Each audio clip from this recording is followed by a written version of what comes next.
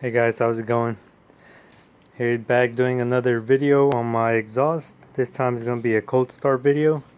And again, it's a 2.5 liter with a muffler delete. Let me get her started here for you.